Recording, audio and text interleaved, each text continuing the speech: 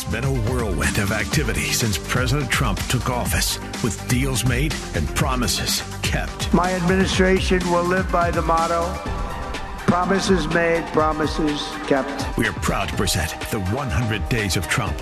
Here are your hosts, Larry Elder and Chris Stigall.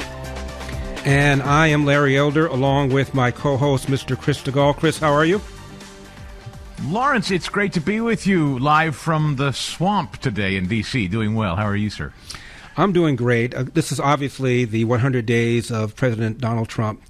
I think, Chris, the most consequential 100 days of any president's first term or second term I have ever seen. The slogan you've heard, promises made, promises kept, could not be more profound. He is the most interesting, consequential, magnetic politician I have ever seen. And I include, in terms of personality, people like Bill Clinton, who I thought was a magnificent personality, didn't agree with his policies, or Barack Obama, or even Ronald Reagan. He's bigger than all of these people, I think, combined.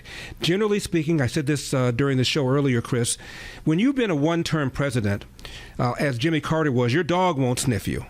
When you're a one-term president like George Herbert Walker Bush, you can't get a table at Fatburger. This guy was, at the time, perceived to be a one-termer. He maintained control over the party, I think tightened his control over the party, and came roaring back, and what became the biggest comeback I have ever seen. It's amazing. He brought that up tonight, as a matter of fact. I know you were in the middle of your show, so maybe you weren't able to see all of his rally. It went about an hour and a half there in Michigan, and one of the things he said, he always likes to point to the fake news media in the back covering the rally. He said, they all used to say, I'm just a one-termer, I'm an inconsequential president. Well, they got to check that off their list, because here I am for a second term. They can't say that anymore. And as I was watching him after that hour and a half, ticking off the laundry list, and I've got it here in front of me if you want to go over some of it in a bit, but he's done the YMCA plays. He does that Trump dance. The people are going bananas. And I thought the same thing, Larry. We've said it 1,000 times when we wrap up our show or we watch him live. There's nothing like him. He's a force. We'll never see anything like it again, I don't think. I really do wonder what the Republican Party looks like once he exits stage left, you know? I remember election night 2020. Jake Tapper, CNN, comes out and says, well, for many Americans, to paraphrase former President Harold Ford, for millions of Americans, their long national nightmare is over. 4 years later, he's back! and Larry, they're trying to write books now like they knew all along. Biden was diminished. We knew all along, the Axios guy and Jake, trying to sell books about how they were all on to Biden all along. Nobody buys that, of course. Trump had a great joke tonight. He said, look, Biden had me bested in one area. Nobody could fall asleep in a beach chair faster than that guy. I wish I could sleep as well as Joe Biden did, he said. I like that line. You know, and I thought, Chris, I still remain hopeful that at some point half the country is going to wake up and say, okay, I may not like his style. I may not like the way he insults people, but I got to give it up to him on the economy. I got to give it up to him on the border. I thought maybe at some point that would happen.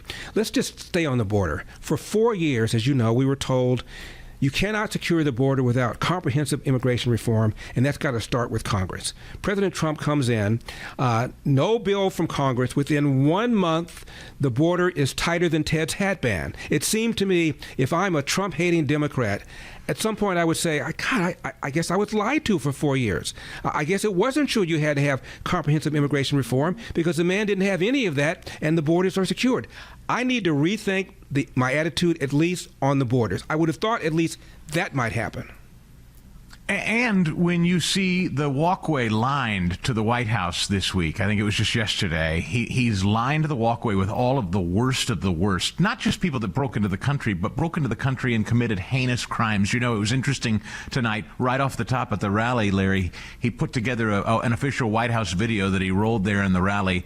And to watch it, it was movie quality as they showcased rounding up these bad hombres, the Tren de Aragua guys, shaving them. I mean, it was like a full deal, you know, putting them in leg irons, shaving their beards, shaving their heads, frog marching them into their prison cells. It was a big dramatic production. It was very, very clear that was what Trump believes is his leading message. It's what propelled him to victory twice. I think that's pretty undeniable. And he's had great effect. And the Democrats, as you know, seem to think the hill to die on is to go to El Salvador and try to spring these guys and bring them home. It's bananas. And Chris, on the DEI stuff, I was in Boston 2004 when this guy with a funny name, skinny guy with funny ears named Barack Obama came out there and gave that speech and brought down the House. There's no blue America. There's no red America. There's just one America, the United States of America. Yeah! There's no black America. There's no white America. Yeah! People went nuts.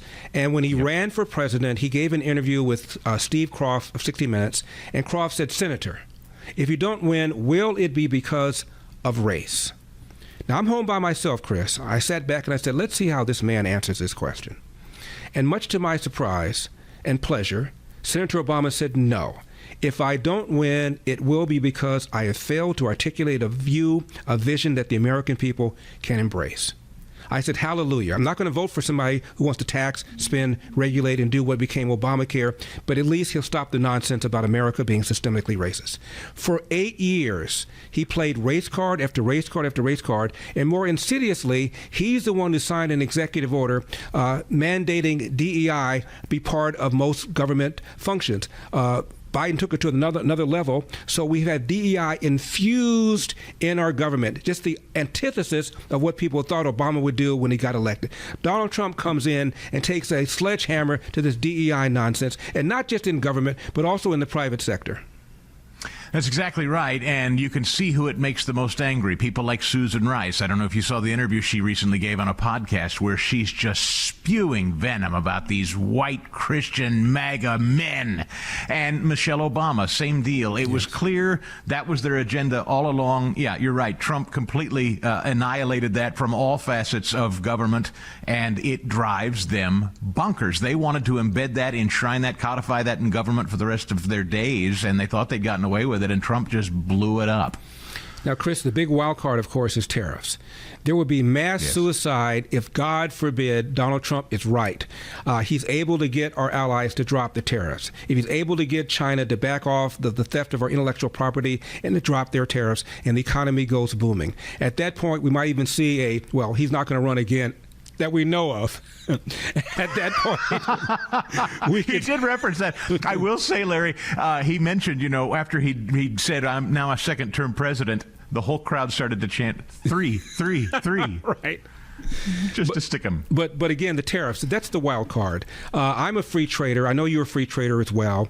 The Economics 101 is that even if your trading partners put tariffs on you, you shouldn't retaliate because all you're doing is causing your own citizens to pay more for goods than they otherwise would pay. But if Donald Trump is right, that this is a negotiating tactic designed to get our allies and trading partners to lower their tariffs, even Adam Smith and Milton Friedman said, ideally, there shouldn't be any tariffs or low tariffs with everybody with whom you trade.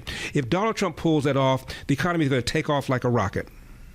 You bet, and it's so critical, and we're going to talk about this in the hour. It's so critical that big, beautiful bill happened, because without it, this could be problematic. No doubt about it. This is a slow deal that Trump's trying to implement with Scott Bessent and his economic team. Bessent came out today, as you know, and tried to explain a little bit in more detail. He seems to calm the markets because he's been around for 35 years or something. And he said, listen, in fact, I made note of this. He said, Trump believes in strategic uncertainty. Direct quote. I thought that interesting, meaning when things get a little wobbly and shaky and nobody knows exactly where he's coming from, right, that's when people are interested in coming to the table. Bessent is cool as a cucumber with it, and so is Trump.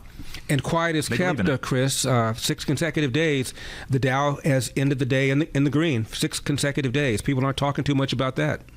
No, but Bessent made that point. They talk about when it historically drops after a few days, but they don't talk about the historic comeback, do they?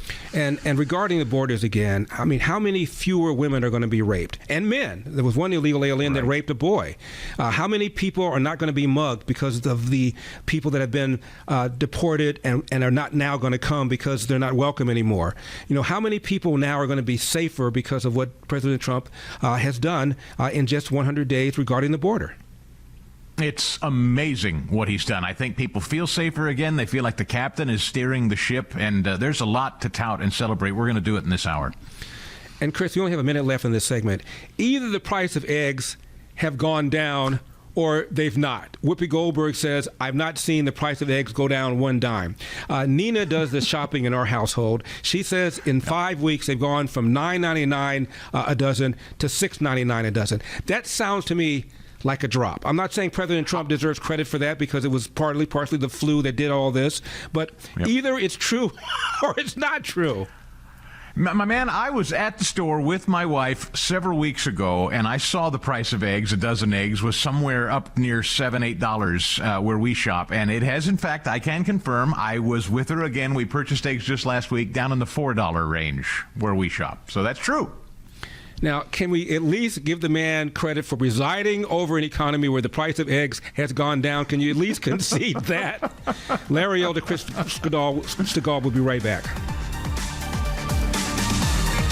Welcome back to the 100 Days of Trump. Here's Larry Elder and Chris Stigall. If you are living with everyday pain and you think you've tried everything, let me tell you about John from the great state of California and his Relief Factor story. John was experiencing the everyday aches and pains that keep us from enjoying our lives. So he started taking Relief Factor because he heard about it on radio and television. Before he knew it, pain-free relief was on the way. What about you? You having difficulty with neck, knee, shoulder, joint pain? Think you tried everything? Don't let pain keep you from living the way you want. See how Relief Factor, a daily drug-free supplement developed by doctors, could help you feel and live better every single day. So call right now to try Relief Factor's 3-week quick start. It is just $19.95. That works out to less than $1 a day. In 3 weeks or even less. Feel the difference it can make in your life. Visit ReliefFactor.com or call 1-800-4RELIEF. That's ReliefFactor.com, 1-800-4-RELIEF.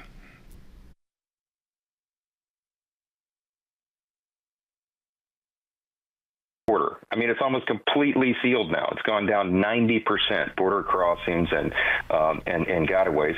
You know, unleashing American energy dominance. He declared a national energy emergency. He has already spurred on the approval of more drilling and pipelines and refineries and power plants and reactors, and he ended the electric vehicle mandate from the last administration. All the destructive policies are being unwound from the last team. On the economy, he's brought down inflation and gas prices. He's getting China to address the tariff disparity that we've had with them, the imbalance, and the fact that they steal our intellectual property and they sent fentanyl over our borders. It became the #1 cause of death for Americans aged 18 to 49. Restoring common sense. You know, we've ended DEI in the military and the government. We're restoring freedom of speech. We're defending the Christian faith and freedom of religion. Kept men out of women's sports. I mean, it just goes on and on and on. So everything he said on that campaign trail and the countless number of rallies that he did leading up to the election, he is already checking the boxes. Now, we have to do our job, the parallel effort in Congress, to get that done and to codify, to put into law all these things. And the one big, beautiful reconciliation bill is going to be the key vehicle to get that done.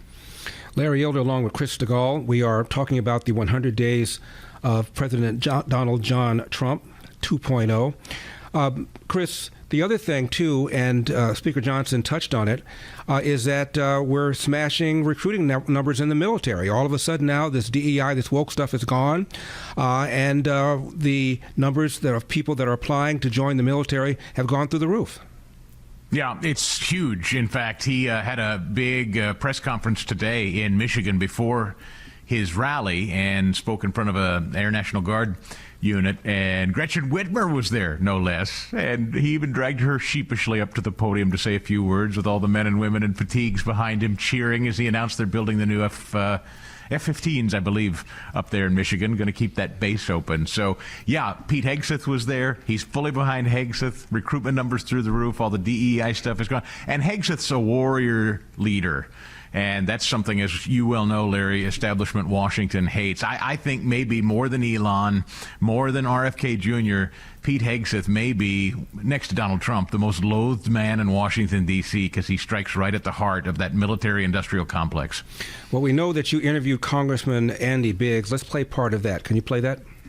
The 100-day recognition is this week. Could I get a broad overview of what you feel has been achieved as a member of the House in the first 100 days? Well, we've done a lot of things to try to codify some of President Trump's executive orders. We've also put Democrats on record. We've sent stuff to the Senate. We did some things that I never would have thought possible for either myself or others to vote for, and that was we extended the budget so we could get started on the reconciliation process, and the reconciliation process has gone slower, quite frankly, than I wanted, but that's been good. But I mean, you look at overall, let's take a look. The border security is probably the most consequential in my lifetime. It's I lived down in Arizona. I grew up in a congressional district that bordered the border, and I will tell you, it's really remarkable to see what's going on. Although we still have issues, it's not perfect, but it's pretty good. Then you look at the moves that we've seen to deregulate the EPA with 31 major rules coming down. You look at the attack on the Department of Education, which is absolutely unconstitutional. There's no constitutional authority for it whatsoever. And you see, what I tell people all the time is, and I'm sorry to ramble on here. That's all right. You gave me an open question. You gave me an open question. It's a big one. But that's the bottom line for me is I'm seeing what I'm calling the rebirth or the renewal of federalism. That's what President Trump's done. I mean, when you think about that, where you're deregulating these federal, or what I would call national mandates in favor of state control. And that's happening, and it's a remarkable thing to see. In the meantime, President Trump has basically done a great job, in my opinion, reining in the international world, this move to the global or new world order, the globalism that has been there for the last 30 years. He's been remarkable taking that on as well. So this has been a multifaceted attempt to restore constitutional republicanism in the country. And when I say republicanism, I'm not talking about the Republican Party. I'm talking about what the founders intended. They intended a constitutional republic, not a democracy. And we're seeing that. It hasn't been perfect and hasn't been beautiful, but I can tell you this, when you're making the change and causing the disruption in a status quo town, you're going to have the pushback that we see. Chris, I have said that the 4 years President Trump was out of office turned out to be a blessing in disguise. He was able to reassess his first 4 years, figure out what he did right, what he did wrong, and then understand better the kinds of people he needed to have around him. To that extent, he's now assembled what I consider to be an A-team. They're all great communicators. Everybody from Caroline Leavitt, the press secretary, to Lee Zeldin, the head of the EPA, to Kristi Noem, DHS, Stephen Miller, his top policy advisor, Tom Homan, Marco Rubio. You can go on and on and on. They're all tremendous communicators. Couldn't agree more. And also, I talked with some other members on Capitol Hill the last 24 hours, Larry. Here's one thing that's different about this Republican constituency up on Capitol Hill. They know who's the boss this time. There's no bucking Donald Trump this time like Paul Ryan or Mitch McConnell. This time, Thune and Johnson know who's boss, and they're trying to get everybody to row the same direction. That's a unique difference this time. It sure is. I mean, you and I were talking earlier about free trade. Virtually every one of these Republicans were aghast at the extent to which Donald Trump was imposing these tariffs. Nobody bucked him. They're all like, okay, you deserve the benefit of the doubt. You won the election. You won all 7 states, so we're going to hang with you. Think about that. I mean, when's the last time a president had that kind of hold over his party? Lara, Trump's going to tell us how they did that, by the way. You know, she was co-chair of the RNC. Massive win in November. It's a mandate. Larry Elder, Chris Stigall, do not leave town. And again, this is the 100 Days of Donald Trump. I'm Larry Elder, along with my partner, Chris Stigall. And Chris, the man looks like he is having fun. Remember this exchange? Is President Putin disrespecting you by attacking Ukraine when you're trying to make peace there? Is President Putin disrespecting you by attacking Ukraine when you're trying to make peace there? What did he do? Well, he's attacking Ukraine. Is he disrespecting me? Yeah. Who are you with? I'm Michael Burnbaum from Washington Post. You've lost a lot of credibility. Go ahead. What else? Who are you with? The Washington Post.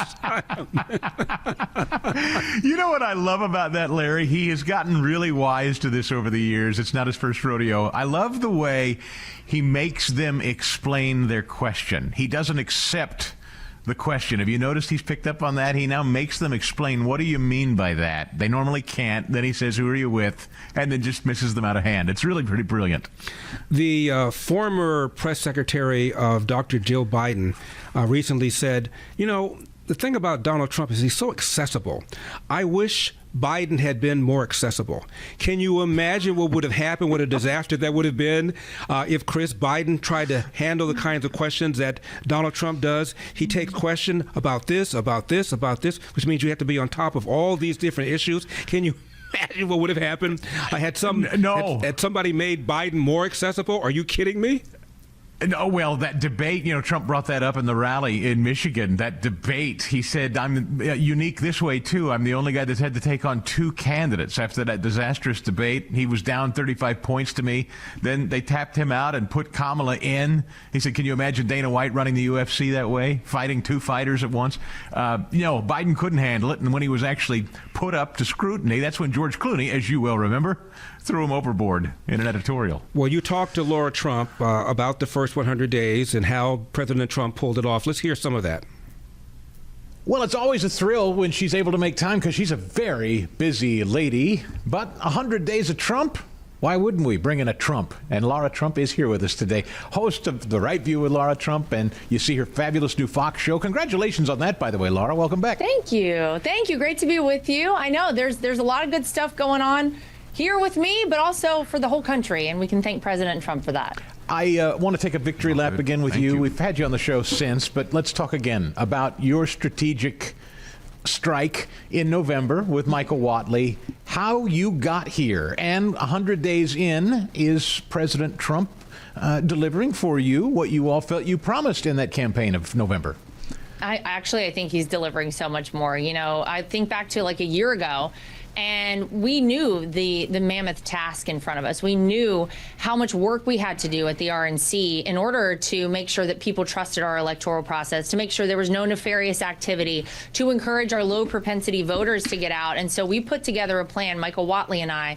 And, you know, we executed it, and I think we had a great team around us who helped us do that. But of course, the person at the top of all of that was President Trump. And when he went around this country and talked to people about the things that they were dying for someone to say, like, yeah, we need a closed border. We don't need to be sending money overseas. We need to take care of ourselves here in America. You know, we want to get these gang members and these criminals out of our country. We want to make sure that we have safety in our communities. People were dying to hear those things. And so, you know, you look 100 days in, and I think it was pretty funny. You had the USA Today opinion piece actually complimenting Donald Trump. I think it was yesterday that I saw this.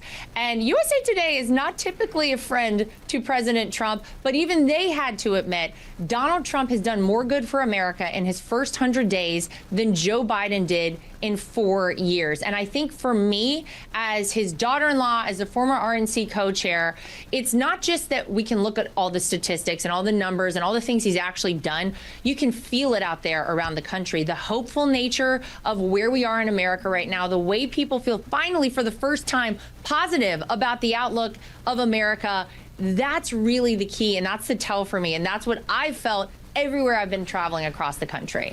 And we will finish the rest of this on the other side. Also, you interviewed Caroline Leavitt, who I met briefly when I ran for president, Chris, and she was then running for Congress in New Hampshire. Good thing she didn't win. I thought she was extraordinarily talented. We'll have that when we come back. Larry Elder, Chris Stigall, do not leave town. It has been a monumental start to his presidency. This is the 100 Days of Trump with Larry Elder and Chris Stigall. And it is the 100 days of Donald Trump. Larry Elder, Chris Stigall. We continue with Chris Stigall's interview with Lara Trump. PSYOP never stops. They're always trying to sell and sow some narrative. And right now, even Axios, it's funny, over the weekend at the White House Correspondents' Dinner, as you saw, the guy from Axios, along with Jake Tapper, they've written this book on shame on us. We should have been more honest about Joe Biden. But even so, here Axios is peddling this stupid poll, totally fraudulent. It's obvious it's fraudulent. It's something called the American Values Survey. Most Americans now see Trump as, quote, a dangerous dictator. They're pushing that even today. Now, it's a stupid poll of 5,000 adults. We know how this works. That's not a poll. That's just nonsense. But here again, this dangerous dictator business, they're still pushing it, even though he's doing exactly what he was elected to do, Lara. Yeah, the people who voted for Donald Trump are incredibly happy with their vote. And you know, you want to talk about polling, you go ask those people. I think he got a 95 or 98% approval rating from the people who voted for him. They are very happy, and he's doing exactly what they sent him to Washington, D.C. to do. The problem you have with the left, and by and large with the legacy media, is these people don't really know who they are, and they don't really know what to do to fight against Donald Trump. My God, they threw everything in the world at this man over the past 8 years or so. They tried the first term to take him down. They impeached him twice. Then they went after him via lawfare. Then, we've escalated to people trying to assassinate him. You see how crazy they have gotten on the left. And so now I guess they're saying, well, let's go back to this resist playbook. Let's go back to the dictator in chief. They don't know how to fight against Donald Trump. What scares people in Washington, D.C. the most, what scares the establishment the most, is someone who pushes back, someone who, bucks the system and goes against the status quo. And that's exactly what this man has been doing. So I'm not surprised that Axios and all their friends want to go back to this same tired playbook. But I would just ask the Democrats, how's it worked for you? What did it get you guys? It got Donald Trump reelected with the most numbers he has ever had, the most approval he's ever had, and more people supporting him now than ever. So they're going to continue to double down on this, and I think they're going to continue to lose. I asked Caroline Leavitt last week at the White House, Lara, is she or you, is your father-in-law, Eric, are you guys a little bit blown away that they have died on the hill of biological men and women's sports and trying to spring illegal alien thugs from El Salvador prisons? This is where they're choosing to spend their time. Does that blow you away at all? Well, yeah, because this is a party who once upon a time was rather sane. You look at the policies of someone like Bill Clinton when he was president. Those policies would align pretty well with where the Republican Party is today. He would not at all fall in line with some of the woke ideology and the crazy things, like you're saying, that the Democrats are really going hard toward. It's amazing because the American people could not be clearer on where they stand on these issues. You have a majority of Americans who do not believe that people who came here illegally should be allowed to stay in this country. Of course, the gang members, of course, the criminals, the murderers, the rapists, we want to get those people out. And, they continue to go back to this and they say, well, but we're going to go hard on this. They've been so lost for so long in this party. They really don't know who they are. They're suffering from an identity crisis. I said last night on a show that I believe that 2024 was the end of the Democrat Party as we've always known it. Yeah. They now have far left radicals running the party. And it's sad because it's better for our country when we can have a robust debate, when we can come to, the marketplace of ideas and share differing opinions. Those days are long gone with this party the Democrats have put forward today. And that's why they have incredibly low, in the 20s, approval ratings with the American people. I'll close with a two-part question. Number one, your husband set heads afire when he showed up in a social media post wearing the Trump 2028 hat. Yeah. First of all, what did that mean? Was that just ribbing, or did it mean something? Number two, do you accept the premise that the midterms have to be a blowout for Republicans, or can Republicans win in the midterms too? I think Republicans can win in the midterms, too. I think if there's ever a time in our history where we're poised to see that happen, where we're setting it up in such a way that we could see, something that is abnormal. Normally you have a president go in the White House and his party loses the midterm elections. But you see where the Democrats are heading. You see how the American people are not supporting their ideas. And you see that the first 100 days of this administration have been so successful, and promises made, promises kept is really what's going on before our very eyes. The hat I thought was amazing. It means whatever you want it to mean. I got calls, is your husband running for president? Are you running? Yeah. But let me tell you, the best part is that we know how to trigger the mainstream media. And man, those questions were rolling in. You know that the Constitution says 2 terms. You love it. It was so funny and fun. And those hats sold out like hotcakes in a few minutes. The Right View with Lara Trump, also on Fox News. You're doing fantastic with that. By the way, I wish I had the kind of access Lara Trump had. Hello, that show. It's an all-star, star-packed every episode. Great job out there. Thank you so much for your time on this 100 days, Lara. You got it. Thanks a lot. Chris, sometimes a hat is just a hat. That's right. It drove them crazy. They know how to rib them, don't they? My head was cold. I put on a hat. Come on, go figure. Chris, what do you make of the rise of someone like Jasmine Crockett? I know she's on the fringe, to be sure, but some of the stuff that she said, she attacked Byron Donalds for having a white wife. She talked about, we're not going to go back to the fields, y'all. And I remember at one time, people like that would have been pulled to the side by a Nancy Pelosi, by a Dick Durbin, by a Chuck Schumer, by somebody who'd say, look, I appreciate your energy, your youthful enthusiasm, but you have to tone it down. No one is saying anything to these people. Barack Obama, as you remember, came to Pittsburgh and basically told young black men during this last election cycle they better get their minds right and support Kamala Harris because she's a black woman. We know how that ended, and we know how well that went over. Jasmine Crockett is another version of that, in my opinion. When she says things like, and you can speak to this better than me, Larry, when she says things like, skin folk ain't our kinfolk, right. I mean, they keep driving that wedge, I think, in between them and black voters saying, if you don't support us, you're dumb or racist. I think black Americans have had about enough of that. Or you're not really black, as Joe Biden told Charlemagne the God. You ain't really black unless you know whether or not you want to vote for me or don't vote for Donald Trump. It is insulting. It's saying, don't worry about schools, don't worry about streets, don't worry about crime, don't worry about jobs, worry about social justice because America remained systemically racist. It is insulting.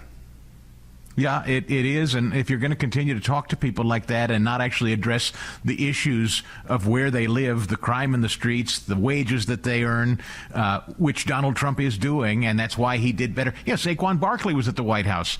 The Philadelphia Eagle, they made an issue of that as though he's not allowed. There were some old white sports journalists scolding him that he didn't have his mind right. I don't know. Black America, I think, has woken up and gotten very tired of being lectured by elite whites. Speaking of an elite white, one of them, number 47, has probably dropped around 20 pounds, hasn't he? You haven't heard any more fat jokes recently. What happened to the fat jokes? No, wait, do you mean me? Because I've been on PhD weight loss. I've dropped 30 pounds myself. So maybe you mean me. I don't know. And no one is saying that Donald Trump should be removed from his social media anymore. Now people realize that it was a real strength to go around the mainstream media and communicate directly to the American people. We come back, we're going to have some of his speech that he gave today in Michigan. My co-host is Chris Stigall. I am Larry Elder. Do not leave town. Welcome back to the 100 Days of Trump. Here's Larry Elder and Chris Stigall. Chris Stigall, Larry Elder. Here is part of what Trump said today in Michigan, Chris. And week by week, we're ending illegal immigration. We're taking back our jobs and protecting our great American auto workers and all of our workers, frankly. We're protecting all of our workers. We're restoring the rule of law, which was sort of out the window with this crazy guy we had. How the hell did that guy ever become president? Could somebody explain to me? How the hell did that happen? There's my friend, Blacks for Trump. I like that guy. He follows me. He follows me. And Chris, here's another one. Kamala, she was a great candidate. She was fantastic.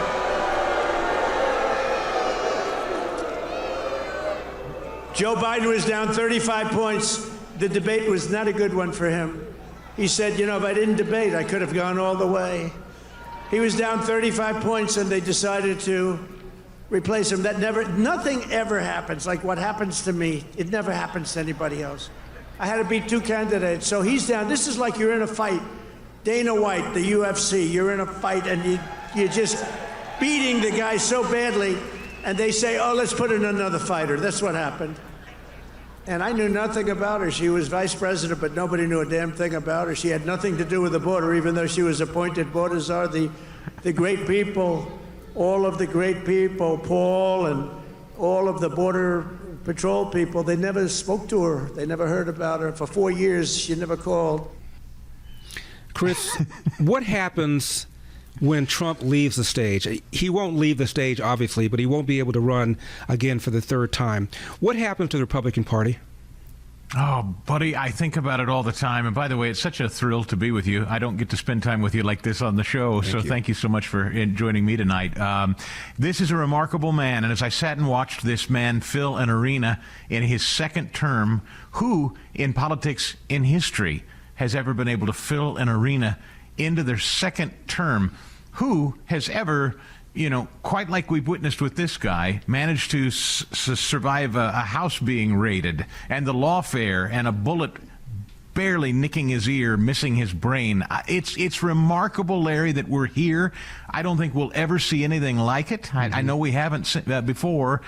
It's almost impossible to suggest that there could be anything like him. So what's left is anybody's guess. We just have a few seconds left. Let me just end with this. The day before the election in 2016, I'm doing a hit on Fox News. And the guy says to me, camera guy is hooking everything up. He says, Chris, I know the polls say he's not going to win.